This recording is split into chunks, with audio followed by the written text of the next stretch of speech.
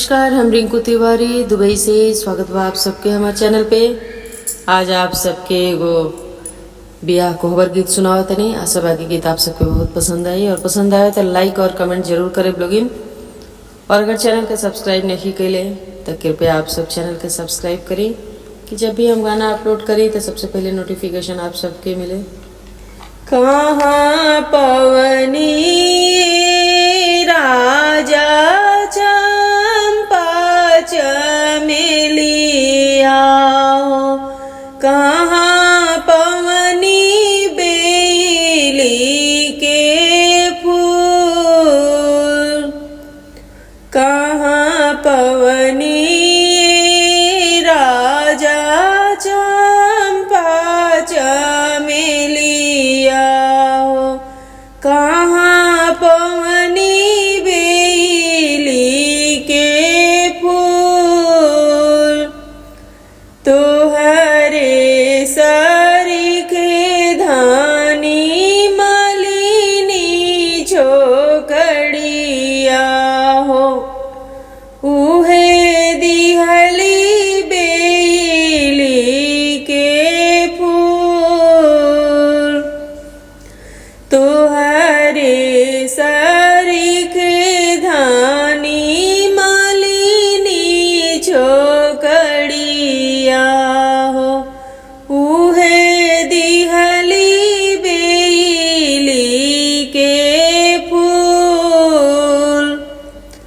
धाऊ तू नौआ हो, धाऊ तू बरिया हो, मालिनी पकड़ी के ले आ, धाऊ तू नौआ हो, धाऊ तू बरिया, मालिनी पकड़ी ले आ। आईली मालिनिया पलंग चढ़ी बैठेली, कईनी हम कमाना कसूर, आईली मालिनिया पलंग चढ़ी बैठेली, कईनी हम कमाना कसूर, किया रानी मरबू हो, किया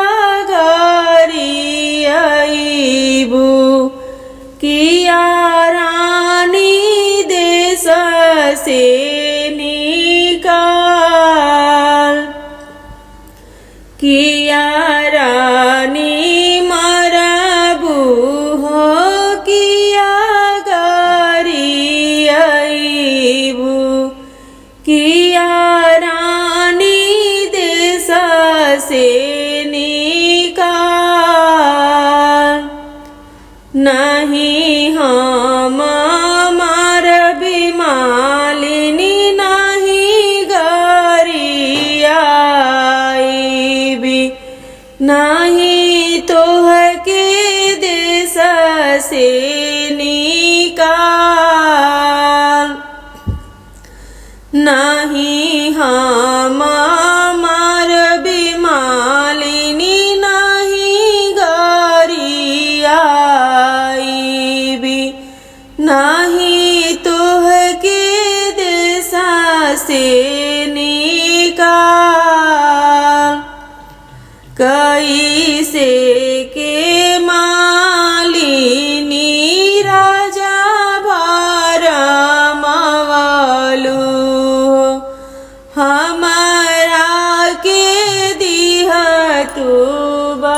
बताई,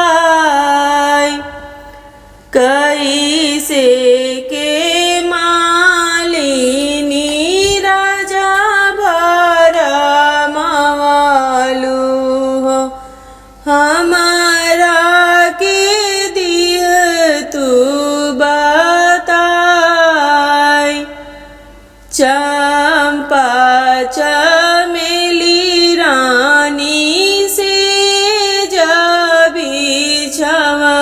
हो बेली फुलवा